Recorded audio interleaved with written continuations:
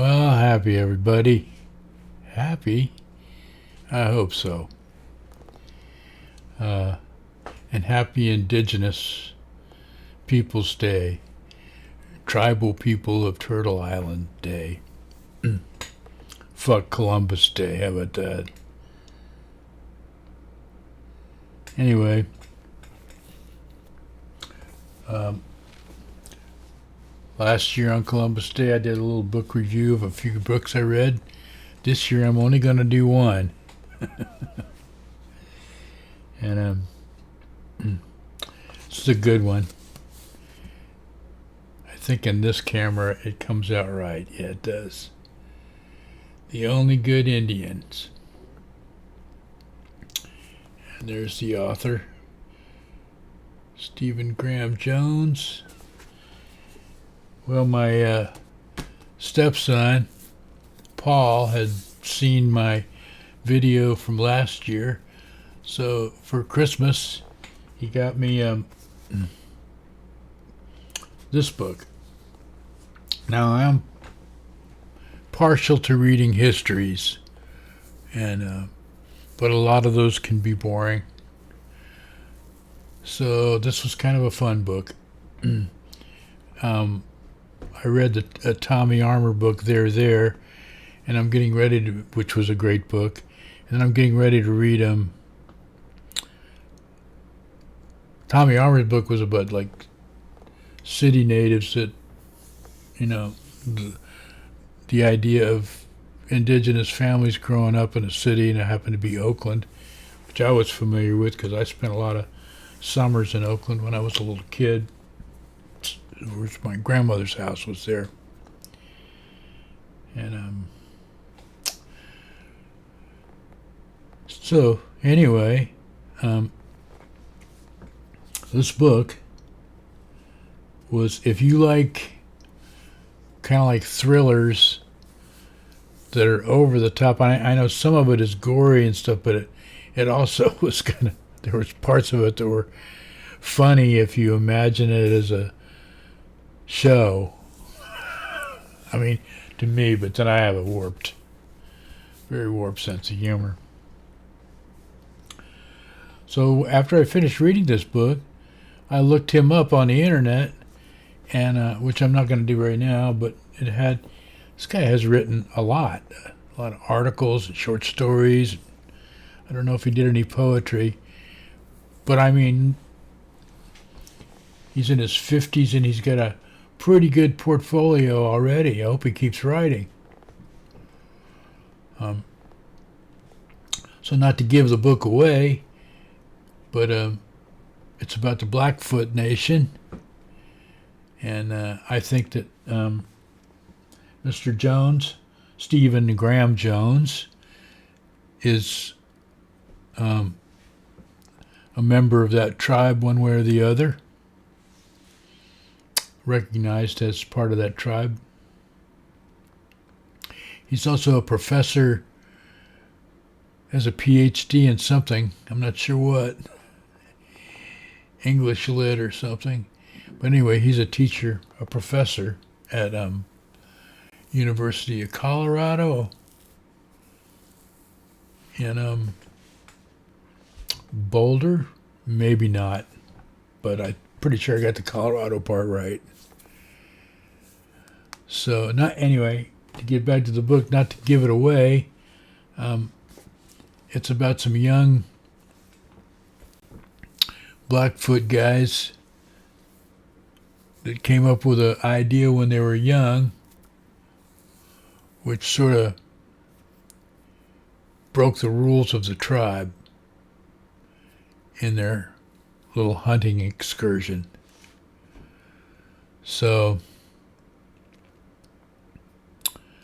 the rest of the book is the revenge that was beset upon them by another group of indigenous beings, let's say. And it's just pretty cool.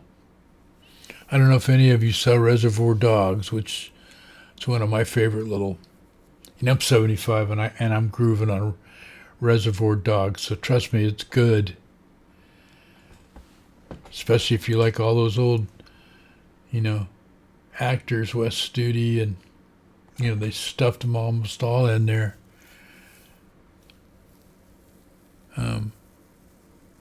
Cardinal, see, Taranto Cardinal, Tato Cardinal. Oh, she wasn't in it. And I also wondered where Redcorn was from the 1491s. What happened to that dude? So, anyway, that's it. It was a good read. He wrote this book is about 3 or 4 years old. I'm pretty sure he's got some other ones out. He's got a group of short stories that I'd really like to check out. So I'll probably read some more of his. I've got another Tommy Orange book that I'm starting. I haven't started a lot. I've only started, I probably got about halfway through the first chapter. I just haven't had time. I live down here in Florida. We've had a lot of crap happen. Spring started out with a flood here in Tallahassee. Then we had tornadoes, which zipped through our neighborhood. Luckily, we were only kissed by one big giant pine tree. But then I went ahead and coughed up the dough, and we had all the trees on this property taken out. And one of our neighbors, there was a pine tree that was old and sick, and it was about 300 feet tall, and even though it was kind of leaning back towards the neighbor's house, it had big splits on the back with tons of tarp coming or tarpon, I forget what they call it, it's sap. And anyway, it was a dangerous item. So we got one of the neighbors to kick in a little bit of money, but we went ahead and just did it. We all around the edge of the property with big tall trees.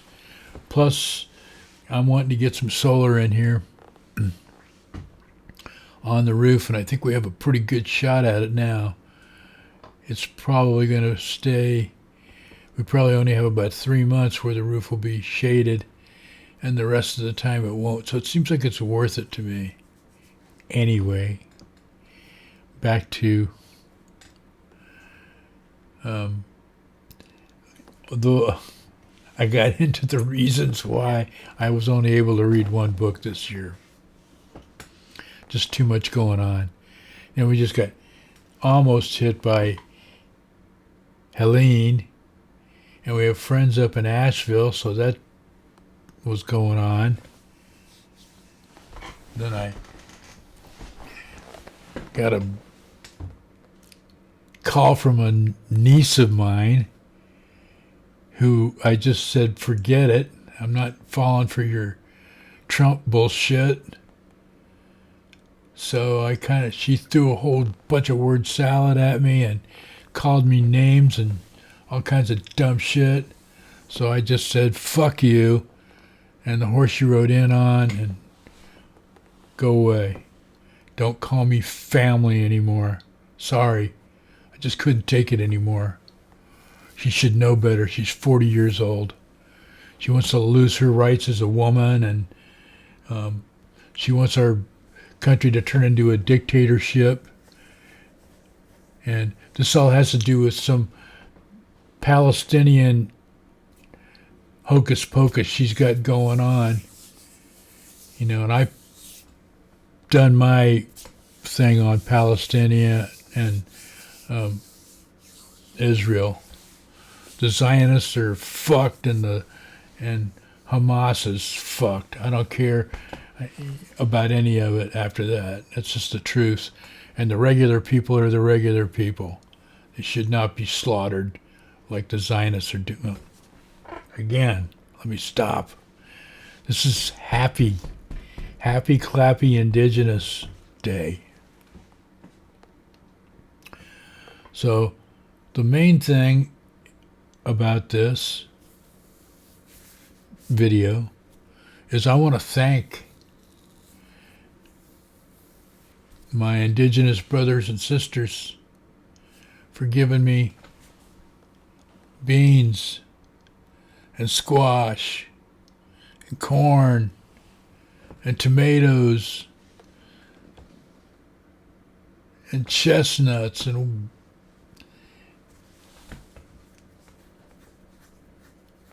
papayas and mangoes and tobacco and all the other fruits and vegetables. I think blackberries and several different kind of berries. Blueberries might even be indigenous to North America. And there's a lot of extinct nuts and fruits because of the white man burning them off or plowing them under or whatever they did. But I want to thank you for all that stuff. It's yummy. World would not be the same. Corn. Come on. Cornbread. I know, African folks brought some stuff over from Africa, like okra, which I learned to love. It took me about 10 years.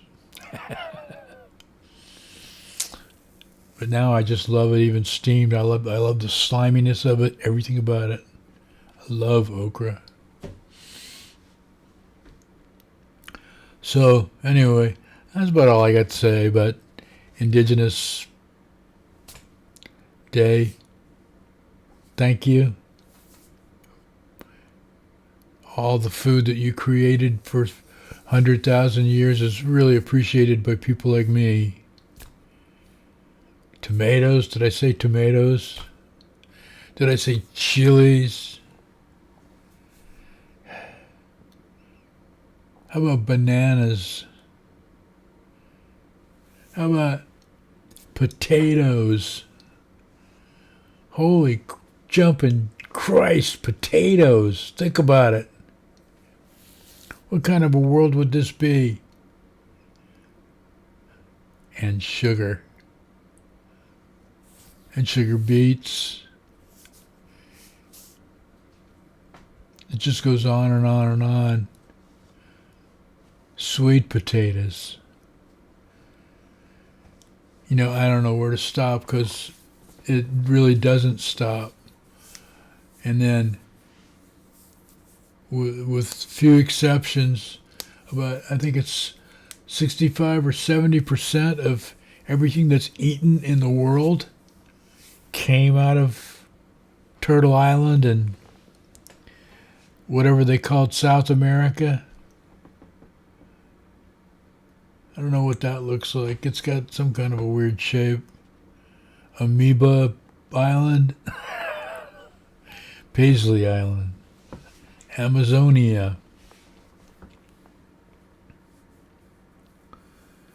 So, and I'm sure I only listed about 1/1000th of all the foods that we eat and spices and everything else. Not that the rest of the world hasn't contributed, but, well, I don't know.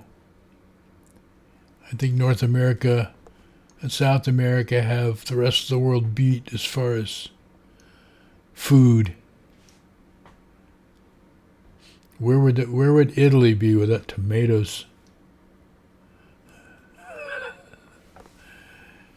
You know, it just. Anyway, I guess I'm going to shut up. This thing's already way too long. And sorry if I rambled. I do have a new video coming up. I have several, as I usually say, but I'm getting slow. And I'd rather, this isn't one of my quality videos. This is just one it's like I went, oh, it's Indigenous Day. I gotta find the book I read and tell a little story. So here I am. Anyway, I love my daughter. I love my family. My little family that's close to me. I love my garden.